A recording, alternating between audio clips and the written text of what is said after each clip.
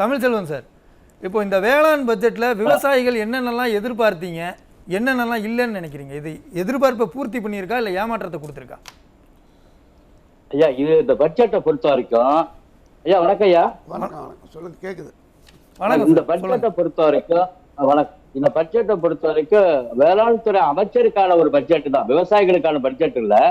ஆரம்ப காலத்துல ஒன்னா அறிவிக்கிறப்ப கூட நல்லா தான் இருந்துச்சு. தனியா சிறப்பா எதை ஒதுக்கணுமோ அதுக்கேற்ற ஒரு பட்ஜெட் தான், அமைச்சருக்கு ஒரு நேர்ந்த ஒரு பட்ஜெட். இது ஒரு கருத்து கேட்பு கூட்டம்னு சொல்லி தமிழகம் ஒரு செட்டப் கூட்டம் நடந்துச்சு. நானும் கும்பகோணம் போயிருந்தேன், 8 மாவட்டம் சார்பா போயிருந்தோம். எங்க மாவட்டத்தை பொறுத்த வரைக்கும் நான் கொஞ்சம் அதிக மாவட்ட விவசாய கூட்டத்துல கேள்விகள் கேட்கக்கூடாது, என்னையெல்லாம் பேச அனுமதிக்கவே இல்லை. இவரு வந்துட்டு தமிழ்ச்செல்வனை பொறுத்த வரைக்கும் நிறைய கேள்விகள் கேட்பாருன்னு சொல்லிட்டு அவங்களுக்கு ஜால்ரா போடுற மாதிரி அவங்க சார்ந்த விவசாய சங்கங்களை வந்து செட்டப் பண்ணி தமிழ்நாடு பூரா இப்படிதான் நடந்துச்சு. விவசாயிகள் கருத்து கேட்பு கூட்டங்கிறது ஒரு செட்டப் கூட்டம் தான் நடத்துறாரு. அமைச்சர் ரூம்ல கூப்பிட்டு என்ன பேசுங்கிறத முடிவு பண்ணாரு, அதுதான் நினைச்சு அந்த இதை விட்டுறேன். அதே மாதிரி இந்த நம்ம இடுபொருள் விதைகள் வழங்கணும் இப்ப கூட சொல்லியிருக்காங்க பாத்தீங்களா.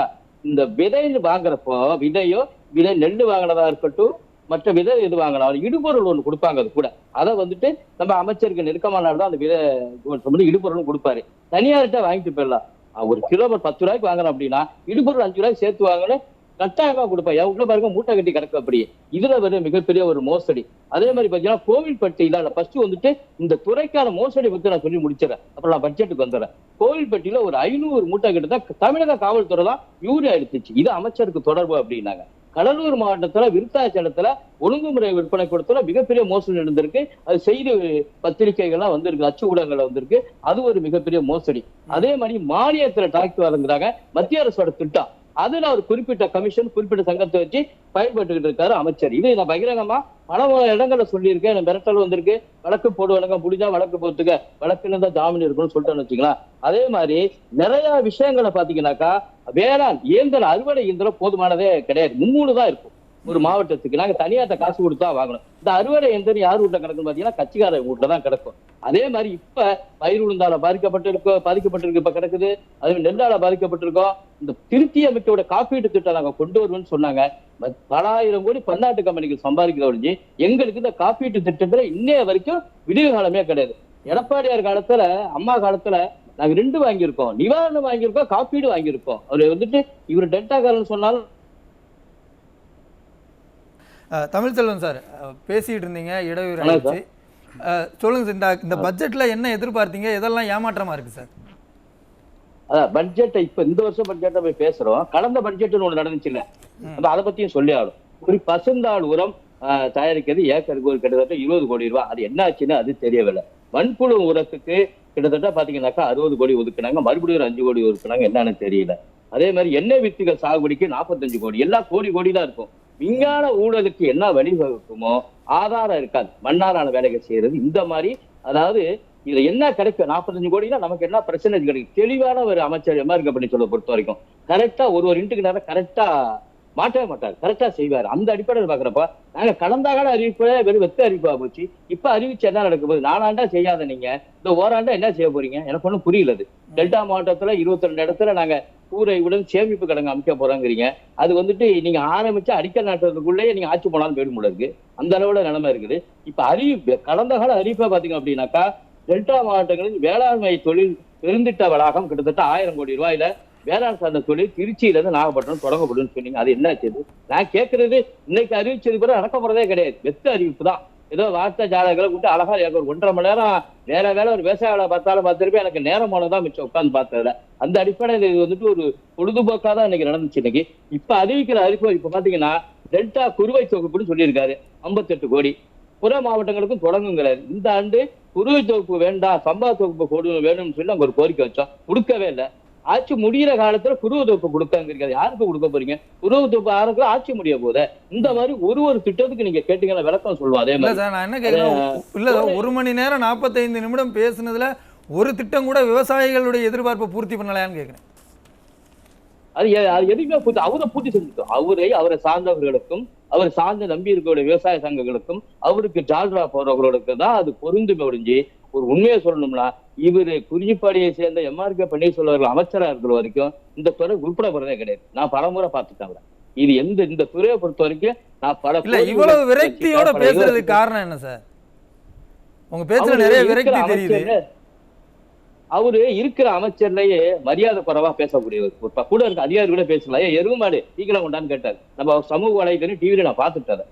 அதே மாதிரி நீபா பொண்ணு பேசுறது, கூட்டத்துல வந்து உட்காரியான்னு சொல்றது, அதாவது பிறர் மனிதனை என்பது ஒரு நீனு மனுஷன் நானும் மனுஷன், அந்த மனிதனை அவர்கிட்ட கிடையாது. அதே மாதிரி தவறு செய்யக்கூடிய தைரியமா தவறு செய்யக்கூடியவர். நான் கடலூர் மாவட்டத்தை கையில வச்சிருக்கேன், நான் அப்படிதான் பண்ணுவேன், என்ன ஒண்ணும் பண்ண முடியாது அப்படிங்கிற மாதிரி பகிரங்கமா நான் பல இடங்கள அவர் பேர் சொல்லி பேசியிருக்கலாம். இந்த மாதிரி எனக்கு அச்சுறுத்தல் இருக்காது. அடுத்த விஷயம் இந்த மாதிரி பல இடங்கள் இதெல்லாமே வந்து அமைச்சர் மீதான உங்களுக்கு இருக்கக்கூடிய அதிருப்தி. நான் கேட்பது துறை ரீதியா அவருடைய பணிகள் எப்படி இருக்கு சார்? துறை ரீதியா ஏற்கனவே உங்களுக்கு லிஸ்ட் போட்ட பாத்தீங்கன்னாக்கா என்னால ஊழல் நடந்திருக்கு அப்படின்ட்டு. அண்ணாமலையே இருக்காருன்னா அவருக்கு கட்சி எதிராக பேசினா நடவடிக்கை எடுப்பாரு. இவரை பத்தி பேசுறேனாக்கா அந்த அமைச்சருங்க கண்டுக்க மாட்டாங்க. ஏன்னா அதோட நிலவரம் அப்படிதான். நான் பலமுறை புகார் கொடுத்து எந்த நடவடிக்கை இல்லாம இருக்குது. இப்ப அறிவிச்சதுல எதுவுமே பாத்தீங்கன்னா, இப்ப நறுமண ரோஜாக்கு 1 கோடி ரூபான்னு சொல்றாங்க. ரோஜாக்கு அது எங்க போய் என்ன பண்ண போறாங்கன்னு தெரியல. அதே மாதிரி எண்ணெய் வித்துக்களை உற்பத்தி செய்யறதுக்கு 108 கோடி ரூபாய். அது என்னன்னு எனக்கு ஒன்றும் தெரியல. எல்லாமே பாத்தீங்கன்னா அதான் விஞ்ஞானத்துக்கு ஊழலுக்கு தான் வழிவகுக்குது. இது நேரடியா மக்களுக்கு சென்ற திட்டம் என்ன இருக்கு, வெளிப்படையான திட்டங்கள் என்ன இருக்கு? நாங்க எதிர்பார்த்தா அந்த கூட்டுறவு வங்கியில வாங்கின கடனையும் தேசிய வங்கியில தள்ளுபடி செய்யணும், அது செய்யல. இதுல தந்திரம் ஒண்ணு இருக்கு. ஒரு நிமிஷம் சொல்லிடுறேன் பாருங்க. இப்ப எனக்கு ஒரு 10 போன் அடிச்சுட்டாங்க நிகழ்ச்சிக்கு முன்னாடியே. கூட்டுறவு சங்க கடன் தள்ளுபடின்னு வந்திருக்கு 1500 கோடி ரூபாய் கிட்ட. என்னன்னு கேக்குறாங்க. ஐயா இப்ப தள்ளுபடி கிடையாது, முன்னாடி தள்ளுபடி பண்ணதுக்கு அந்த தொகையை தற்சமயம் தவணத்தொகை, அந்த தவணத்தொகை வார்த்தையே காணும். எல்லாரும் தள்ளுபடி பண்ணிட்டாங்க. எங்க தள்ளுபடி பண்ணாங்க? தவணத்தொகை ஏற்கனவே தள்ளுபடி பண்ணது இப்பதான் காசு கொடுத்துட்டு இருக்காங்க. இந்த மாதிரி இந்த பட்ஜெட்டுக்குள்ள ஒண்ணு நீங்க கேட்டீங்கன்னா நான் சொல்லுவேன், ஒண்ணு பார்த்தாலே அதுல எதுவுமே வந்து காய்கறி வண்டிக்கு 4000 விவசாயிகளை ஏமாற்றுவதற்காகவே உருவாக்கப்பட்ட மாதிரி சொல்றீங்களா சார் நீங்க? ஆமா உண்மை. 4000 பேருக்கு இந்த காய்கறி வண்டி யாரு கொடுக்க போறீங்க? கட்சிக்கார காடு இருக்கான்னு கேட்பீங்க, அவங்களுக்கு தான் கொடுப்பீங்க. விவசாயிகளுக்கு கொடுக்க போறீங்க, இல்ல உங்களுக்கு எம்எருக்கு சொந்தக்காரங்களா தான் கூப்பிட்டு கொடுப்பீங்க, அவ்வளவுதான். இந்த இன்னொரு சொல்லுங்க பாருங்க, வாடகை சேவை மூலியமா நம்ம ஆன்லைன்ல வந்து உழவர் செயல்படாது. வாடகை மையம் இருக்கு பாருங்க, இத கட்சிக்காரர்களுக்கும் மற்றவங்களுக்கும் அவங்க சொந்தக்காரங்களுக்கும் கமிஷன் அடிப்படையில் அது கொடுத்துருவாரு. முடிஞ்சு போச்சு. வேற 100 பேர் வெளிநாட்டுக்கு அழைச்சிட்டு போறாங்க. எத்தனை நட்டினர் அழைச்சிட்டு போறான்னு சொல்ல முடியுமா? கடந்த ஆண்டு சைனாக்கு அங்கங்க அழைச்சிட்டு போனீங்களா? இப்ப அதுக்கு நிதி ஒதுக்கீடு யாரு வீட்டு காசு? எங்க வீட்டு வரி பண்ண முடியல. அதை நீங்க யாருக்கு அழைச்சிட்டு போறீங்க? உங்களுக்கு சேர்ந்தார அழைச்சிட்டு போய் சுத்தி காட்ட போறீங்க, டூரு போறீங்க, அவ்வளவுதான். இந்த மாதிரி திட்டங்கள் தான் இருக்கு. இதெல்லாம் போயிட்டு யாரு ஒண்ணும் பண்ண முடியாது. வந்து நீங்க இந்த விஞ்ஞான உள்ள நீங்க கண்டுபிடிக்க முடியாது. ஒரு திட்டம் நீங்க எடுத்து பாத்தீங்கன்னா அப்படின்னாக்கா, ஊட்டச்சத்து வேளாண் திட்டம் அதுக்கு ஒரு 297 கோடி ரூபாய். ஐயா நாங்க கேட்கறது விவசாயிகளுக்கு நேரடியா ஏதாவது செய்யுங்க. நீங்க வந்துட்டு இடுபொருள் ஏதாவது கிடைக்குமா, ஏதாவது கூட்டம் போட்டு ஏதாவது விளக்கம் கொடுங்க. எங்களுக்கு எல்லா விளக்கமும் தரும் விவசாயிகளுக்கு. இன்னைக்கு சமூக ஊடகம் நிறைய ஆயிட்டு 1000 பேர் செல்போன் வச்சிருக்காங்க, பூரா டாக்டர் ஆயிட்டாங்க, விளக்கம் கொடுத்துட்டு தான் இருக்கேன். தமிழ் சார் இப்ப நேரடியா ஏதாவது செய்யுங்கன்னு கேட்கும்போது, கோடை காலத்துல மானாவாரி நிலங்கள்ல விவசாயம் பண்ணாங்கன்னா அவங்களை ஊக்குவிக்கிற மாதிரி ஹெக்டேருக்கு 2000 ரூபாய் வந்து கொடுப்போம் ஊக்கத்தொகை அப்படின்லாம் சொல்லியிருக்காங்களே.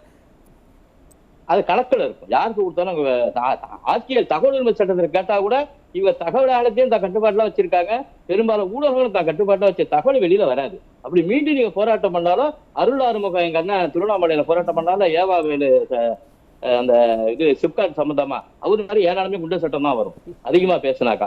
ஆனா கிட்டத்தட்ட இது ஊழல் என்பது ஊறிப்போன ஊழல். நான் வேளாண்மை துறை, நான் வந்து விவசாய சங்கத்துல இருக்கிறனால வேளாண் துறை ஊழலை சொல்றேன். இந்த ஒரு துறையில் உள்ள இருக்கிற வல்லுநர்களை கேட்டீங்கன்னாக்கா ஒரு நாளைக்கும் அந்த துறை சார்ந்த ஊழல்களையும் அங்க நடக்கக்கூடியது தெளிவா சொல்லுவாங்க. இதுல பெரும்பாலான இடத்துல பாத்தீங்கன்னாக்கா, அதாவது எப்படிங்க பாசன திட்டம், நுண்ணுயிர் பாசன திட்டம், அந்த பைப்பு உருப்படாத ஒரு கருப்பு பைப் பண்ணி கொடுப்பாங்க. அதான் நுண்ணுயிர் பாசன திட்டம். பெரும்பாலான திட்டங்கள் வந்துட்டு அவர்கள் வழக்குல மாட்டக்கூடாது. அவங்களுக்கு என்ன கிடைக்கும்? பட்ஜெட்ல அறிவிக்கப்பட்ட திட்டங்கள் எல்லாமே மோசடி திட்டம் சொல்றீங்களா? எப்படி மோசடி செய்யலாங்கிறதுக்கு ஏதுவா இருக்கக்கூடிய திட்டங்களை அறிவிச்சிருக்காங்கன்னு சொல்றீங்களா?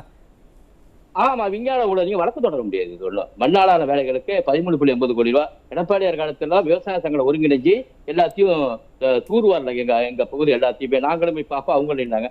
இவங்க என்ன பண்ணிட்டாங்கன்னு கேட்டீங்கன்னாக்கா, தூர்வாரது பூரா ஒரு லிமிடெட் கம்பெனி கொடுத்துட வேண்டியது. அவன் மாட்டம் ஒண்டியானோ அவன் பிரிச்சு எடுத்துருப்பான். அங்க போனோம்னா எனக்கு தெரியாது, அவரை கேளுமா, அவரை கேட்டா இவரை கேளும்பா, வெட்டாளி எனக்கு சம்பந்தம். 10 கை மாறி வர்றப்ப ஒரு வாய்க்கால வெட்ட 1 கோடி ரூபாய் இருந்ததுன்னா அவன் 10 லட்சம் ரூபாய் கூட வெட்ட மாட்டான். ஏன்னா 10 கை மாறி வருது இல்ல, வெட்டா மாட்டோம் ஒண்டியன்னு போய் பழைய காலம் மாதிரி பிறகு ஏதாவது தூர்வார் பணி என்பது அவ்வளவு சிறப்பா நடந்து எங்க பகுதியில கிட்டத்தட்ட பாத்தீங்கன்னாக்கா அந்த வெண்ணாத்துல தேவல வடிகாக்குல 2 புறம் தூர்வாரி இருக்கும். கிட்டத்தட்ட இங்க பிரிட்டிஷ்கார காலத்துல தூர்வாரப்பட்டதை நான் 30 லட்சம் ரூபாய் செலவு பண்ணி எடப்பாடி காலத்துல நான் இங்க தூர்வாரத்துக்கு முயற்சி பண்ண 2 புறம் தூர்வாரி இருக்கும். அந்த மாதிரியும் நடந்திருக்கு சிறப்பானதெல்லாம். நான் வந்துட்டு அவர்களை பாராட்டி பேசுறேன், ஒரு விவசாய தலைவராக சொல்றேன். உண்மையதான் நாங்க பேசணும். அரசுக்கு எதிராகவோ மற்ற அரசுக்கு ஆதரவாக பேசவில்லை. இருக்கிற நிலைப்பாடு என்பது ஒரு திட்டத்தையும் பாத்தீங்கன்னா அது ஈக்குவல் போய் பாருங்க. எல்லா விஷயத்துக்கும் போய் பாருங்களா, எதுவுமே வந்துட்டு நான் கடந்த ஆண்டுக்குள்ள என்ன அறிவிச்சாங்க அந்த இதை வச்சிருக்கேன், இந்த ஆண்டு அறிவிச்சுக்கணும் வச்சிருக்காங்க. இது வந்துட்டு எப்படின்னு கேட்டீங்கன்னாக்கா, இது எந்த திட்டமுமே ஒரு நல்ல திட்டம்னு எதுவுமே சொல்ல முடியாது. அவர்களுக்கு சாதகமாக அவர்களுக்கு என்ன பயன்பெறலாம் அப்படிங்கிற மாதிரி திட்டம். இளைஞருக்கு 1 லட்சம், இளைஞர்கள் தொழில் 1 லட்சம் சார், இப்போ ரூபாய் ஓவராலா கொடுத்தாங்க. தமிழ்நாட்டில் இருக்கக்கூடிய விவசாயிகள் வந்து இந்த அரசு மேல கடும் அதிருப்தியில தான் இருக்கீங்களா? தனி பட்ஜெட்லாம் சொல்லி விளம்பரப்படுத்துறாங்க, அது எதுவுமே வந்து விவசாயிகளை திருப்திப்படுத்தல. அது எப்படி டெல்டா மாவட்டத்துல பாருங்க, என்ன நீங்க போனீங்கன்னாக்கா ஏதாவது பேசுனீங்கன்னா ஊருக்குள்ள போனீங்கன்னா சண்டைக்கு வந்துடுறாங்க. அந்த நிலைமையில மிகப்பெரிய அளவுல டெல்டா மாவட்டத்தில் அதிருப்தியில இருக்காங்க. டெல்டா மாவட்டம் முழுவதும் மற்ற மாவட்டங்களும் அப்படிதான். இப்ப எல்லா பிரச்சனையும் பாருங்களா, எலெக்ஷன் போராட்டம் நடந்த பிறகுதான் அதுக்கு இவங்க தமிழக அரசு எதிர்ப்பு தெரிவிக்காம இருந்தாங்க, அதை வாபஸ் வாங்கினாங்க. அதுக்கப்புறம் பாத்தீங்கன்னாக்கா மேல்மா சிப்காட் போராட்டம், அது அதே மாதிரி நம்ம இன்னைக்கு பரந்தூர் விமான நிலைய பகுதியில அந்த பகுதியில இருக்க போராட்டம், தமிழகம் முழுவதும் இன்னைக்கு ஒரு போராட்ட களமா தான் இருக்குது.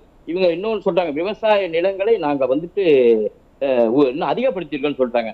என்ன இதை நிலம் ஏதாவது குட்டி போட்டுச்சா, இல்ல கடல்ல போய் மணல் குட்டி நிலத்தை ஏதாவது உருவாக்குனாங்களான்னு தெரியல. ஏற்கனவே இவங்க தரிசு நிலங்களை எல்லாம் விவசாய நிலங்களா மாத்தி இருக்கிறன்ற மாதிரி சொல்றாங்க. அதுக்கு ஒரு மானியம் கொடுப்பாங்க, வேண்டப்பட்டவங்க கொடுப்பாங்க, அந்த காட்டுக்கு அடிக்கிறப்பாங்க. அதுதான் விஞ்ஞானம் தான் எல்லாமே. உள்ள போய் பாத்தீங்கன்னாக்கா அதெல்லாம் பிரச்சனை இருக்கு, விஞ்ஞானம் தான் எல்லாமே. உள்ள போய் பாத்தீங்கன்னா ஆட்சிதான் தகவல் இடத்துல நான் கேட்டு தகவல் ஆணையம் வரைக்கும் போய் தகவல் ஆணையத்தோட எங்களுக்கு தகவல் கிடைக்கல. நாங்க எதை ஒரு வெளிப்படையான நிர்வாகம் வேணும்னு நான் கேட்கறேன். இயந்திர மானியத்தை ஒரு ஆண்டு மானியத்துல கொடுக்குறாங்க அப்படின்னா எவ்வளவு பெர்சன்டேஜ், அதுக்கு காசு கொடுத்தா வாங்கிக்கிறாங்க கொடுக்குற கமிஷனுக்கு பதிலா. அந்த அளவுக்கு இல்லாம அது எப்படின்னாக்கா வெளிப்படையான நிர்வாகம் வேணும். எத்தனை இயந்திரம் வருஷம் கொடுத்தீங்க ஒரே கம்பெனிலையா? நீங்க நாம கேட்ட ஜான் டியர் அப்படிங்கிற கம்பெனில எதுக்கு நீங்க ஒரே நிறுவனம் திருப்பி டிராக்டர் வாங்க? பதில் கிடையாது. அரசு அதிகாரம் இருக்கிற வரைக்கும் நாங்க ஓட்ட வேண்டியதான். நாங்க என்ன பண்ணி, எனக்கு பயமா இருக்கேன். நீங்க 2 செய்தி தான் கொடுக்கலாம் தொலைக்காட்சி கூடங்கள, எனக்கு வேலையே போயிடியான்னு சொல்லி இந்த மாதிரி நிறைய அதிகாரிகள் மனம் வந்துட்டு விரும்பிதான் இருக்காங்க. அதுவும் தமிழகம் முழுவதும் உள்ள விவசாயிகள் வந்துட்டு மிகப்பெரிய அளவுல இன்னைக்கு இந்த பட்ஜெட்டை பார்த்ததுலேருந்து எனக்கு வர போன்கள் அப்புறம் பாத்தீங்கன்னாக்கா மனவேதனையில தான் இருக்காங்க எல்லாருமே.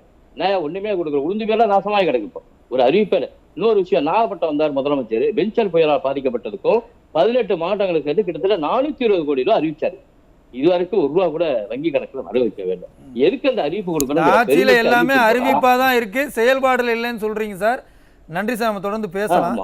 கமல் செல்வன் சார், இப்போ இன்றைக்கு அறிவிக்கப்பட்டிருக்கக்கூடிய இந்த வேளாண் பட்ஜெட்ல ஒரு நீர்ப்பாசன திட்டம், ஒரு அத்திக்கடவு அவிநாசி திட்டம் மாதிரியான, இல்ல அந்த திட்டத்தினுடைய 2ஆம் பாகம், இது மாதிரியான எந்த ஒரு பெரிய திட்டங்களும் இல்லாம இருக்கிறத விவசாயிகள் எப்படி சார் பாக்குறீங்க? நாங்க ஏற்கனவே உங்கள்கிட்ட சொல்லிட்டேன், இதை பொறுத்த வரைக்கும் ஒரு விவசாயிகளுக்கான பட்ஜெட்டே கிடையாது. ஏற்கனவே சொல்லிட்டு அமைச்சருக்கான பட்ஜெட்னு சொல்லிட்டேன். வரவு செலவு அதுக்கு என்ன கிடைக்கும், வரவு செலவு என்ன கிடைக்கும், அதுதான் அந்த ஒரு இதுலதான் இருக்குது. ஏற்கனவே ஒரே ஒரு திட்டம் சொல்றோம் பாருங்க, மண்ணுயிர் காத்து மண்ணுயிர் காப்போம் திட்டம் 142 கோடி இப்போ ஒதுக்கிருக்கீங்க. ஏற்கனவே 206 கோடி ரூபாய் ஒதுக்கிருங்க. அது வேப்பகண்ணுக்கு ஒரு கிட்டத்தட்ட வேப்பகண்ணு காக்கா இருக்கு பாருங்க, அது கொண்டு பொறிக்க எல்லாத்தையும் போடும், அதுக்கு ஒரு 50 கோடி 60 கோடி ஒதுக்கிருக்காங்க. ஏதாவது ஒரு நியாயம் வேணாய? வேப்பகண்டைய 100 கூட முடிச்சு கிடக்குது வேப்பகண்ணு. நீங்க எதாவது வந்துட்டு கண்டுபிடிக்க முடியாது, மழையில அழிஞ்சு போடும் வேப்பகண்ணு நட்டா சொல்லிக்கலாம்ல, கோர்ட்டு வழக்கு தொடரல. இந்த மாதிரி ஆன ஒரு மேம்போக்கான திட்டங்கள் தான் இருக்கு. விவசாயிகள் மத்தியில இந்த பட்ஜெட் மிகப்பெரிய அளவுல ஒரு வேதனை அளிக்கக்கூடிய பட்ஜெட். எல்லாருமே மன உளைச்சல இருக்காங்க. நெல்லுக்கான ஊக்கத்தொகை ஏதாவது ஏற்றி கொடுத்துருக்கலாம்ல. கரும்புக்கு என்ன ஏற்றிருக்கீங்க? அதிகபட்சம் 215 ரூபா இருந்ததை ஒரு 80 ரூபா ஏற்றிருக்கீங்க. அதாவது எதுக்கு உதவும்? இன்னைக்கு விற்கிற விலைவாசி என்ன வைக்குது? நெல்லுக்கான ஊக்கத்தொகை மத்திய அரசு விலையை நினைச்சாலும் ஊக்கத்தொகை அந்த பட்ஜெட்ல அறிவிக்கணும்ல கூடுதலாக்கி, அதுவும் நீங்க செய்யவே கிடையாது. ஈரப்பதங்கிறப்ப மத்திய அரசுல போராடி பெற்றுத்தரலாம், அதுவும் கிடையாது.